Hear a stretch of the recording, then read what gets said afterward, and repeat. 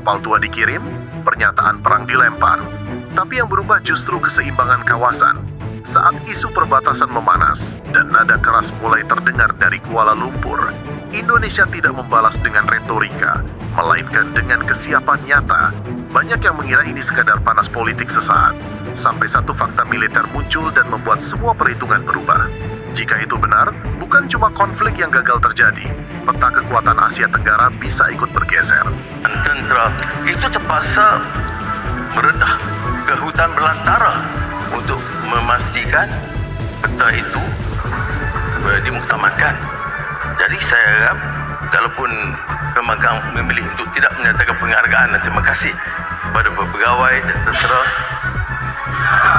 dia belum. Kerana yang ada itu menghina. Kenyataan biadab menghina itu ada. Ya. Apa yang tak betul? Termasuk pendang. Kalau tak tahu, baik. Kalau tak tahu tanya. Kalau tak tahu jangan maki hamun. Tak tahu tanya.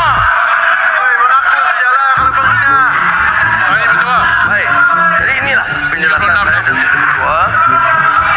5 lagi kawasan yang didakwa selesai. 5 lagi kawasan yang didakwa selesai, yang intertidal. Ya, saya bacakan. Sabah, Kalimantan Utara. 4 kawasan outstanding boundary problem di sektor Sarawak, Kalimantan Barat. Itu masih dalam proses perundingan antara kedua-dua negara.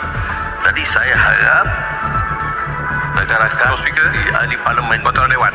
ahli parlimen, Peraturan Dewan. Apa? 36-12. Isunya apa dia? Isunya tuduhan penerima tentang bahawa kita memaki hamun. Dan perbaikan biadab. Termasuk pendang. Jadi itu suatu benda yang saya rasa tidak parliamentarian. Ya, jadi setuju. minta betul daripada Tak pernah kami buat macam tu. jangan gunakan peluang ni untuk menentang. Terima kasih. Betul. Sabarlah. Tan Sri Speaker. Tan Sri Speaker. Peraturan Dewan 36 sebab sebut nama saya tadi pendang. Saya bagi tahu sebab kami ambil kenyataan ini kenyataan daripada Polis Indonesia. Dia mengatakan 5,207 hektar ni daripada Malaysia dimasuk kepada bukan kami. Bila dimakikkan kami tanyalah. Kami tak pernah maki pun. Saya sebut dalam Dewan itu hari. Kami tak nak maki yang Mak Berhormat sebut. Kami tuduhannya tanya ya jawab je lah. Nasir ada betul. Mengatakan kami menggunakan Islam busuk jahat. Ini apa sebagai seorang Perdana Menteri ni? Benar. Yang disebut pengkhianatan. Duduk. Tak, ya ada jawab. Sekarang ada jawab. Kapal-kapal semua duduk. Hari itu semasa pendang bangkit, saya sudah bangkit standing order. Saya sudah bagi tahu itu fake news. Saya minta pendang tarik balik. Hari itu dia tak tarik balik. Pendang boleh bawa stick fake news masuk parlimen. Dia bukan tarik hari itu, dia buat tuduhan. Dia buat tuduhan. Pendang duduk. Saya tak mau layan duduk belah pihak. Saya nak bagi PM teruskan dan landing terus. Ketegangan bermula dari polemik garis batas Nunukan dan kawasan Ambalat yang kembali memanas di ruang publik Malaysia. Isu bahwa ribuan hektar wilayah lepas ke Indonesia memicu kemarahan politik domestik mereka. Padahal dari sisi Indonesia, ini bukan perebutan baru, melainkan penegasan peta lama yang telah lama digunakan dalam administrasi nasional. Perbedaan persepsi inilah yang kemudian mengubah diskusi teknis menjadi narasi kedaulatan. Di Parlemen Malaysia, tuduhan terhadap pemerintah mereka sendiri justru memperkeras nada terhadap Indonesia. Pernyataan keras muncul bukan karena kontak militer di lapangan, melainkan tekanan politik internal. Indonesia memilih tidak terpancing retorika, melainkan menegaskan kesiapsiagaan sebagai langkah defensif. Sikap ini menunjukkan perbedaan pendekatan. Satu pihak meredam, pihak lain merespons tekanan publik. Isunya sempadan di perbatasan Sabah Sarawak yang disebutnya Perdana Menteri khianat, jual negara. Fakta belum tahu. Baca malas. Mengaji tak mau. Panggil bodoh dia marah. Tapi yang berlaku tidak ada perbahasan yang mempertahankan mutu dan mencari kebenaran. Kita boleh pilih untuk bergaduh dan berperang dengan Indonesia. Itu negara jiran. Tapi kita Kita pilih untuk berdamai. Kita pilih untuk pertahankan hak dan kawasan kita. Tapi kita juga tahu kalau kita mau Indonesia itu pertahan hak dan kedaulatan kita, kita juga harus hormat hak dan kedaulatan mereka. Itu cara kita hidup. Seperti mana apa yang kita lakukan hari ini. Saya mahu semua kau hormat semua kaum lain. Tapi semua kaum lain harus hormat yang lain. Dia tidak.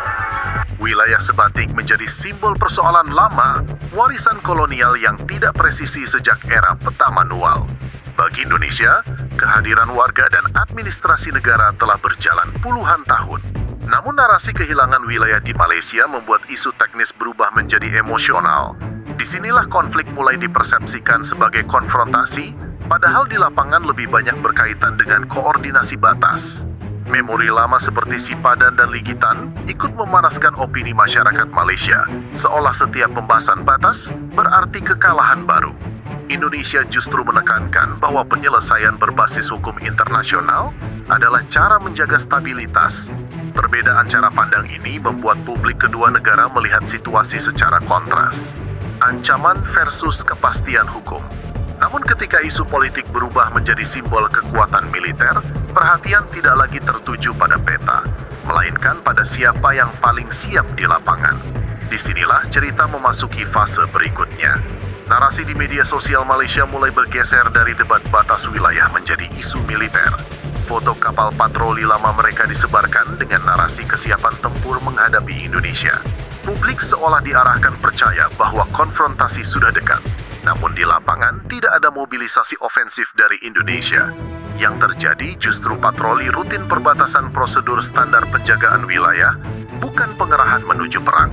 Di Indonesia, Presiden Prabowo Subianto merespons dengan kalimat yang berbeda, kesiapsiagaan nasional. Dua kalimat ini dipersepsikan konfrontatif, padahal satu bersifat defensif dan satu merupakan klarifikasi domestik. Ketika isu memasuki ranah laut, nama Ambalat kembali dimunculkan seakan konflik baru.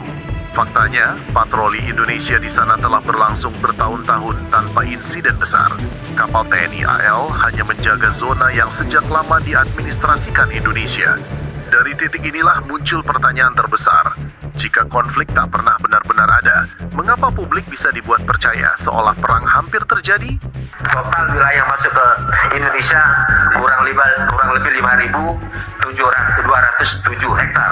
Jadi masuk ke wilayah Indonesia. Saya nak maklumkan, bukan 1 inci.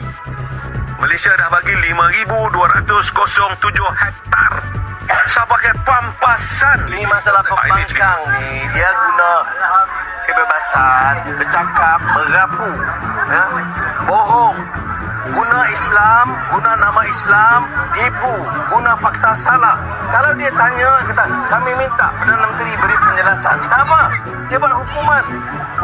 Kami nak, kalau seperti ini, utamanya tentang isu kedaulatan ini, bawalah dulu dalam parlimen.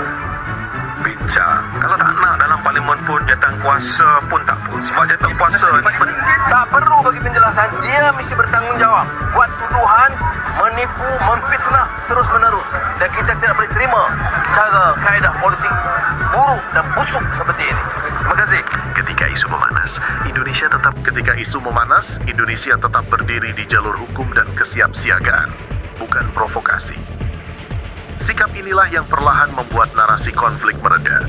Kekuatan sejati tidak terletak pada ancaman, melainkan pada kemampuan menjaga kedaulatan tanpa kehilangan kendali. Kalau menurut kamu video ini bermanfaat, jangan lupa klik like, tuliskan pendapatmu di kolom komentar, dan subscribe agar kamu tidak ketinggalan pembahasan di video selanjutnya.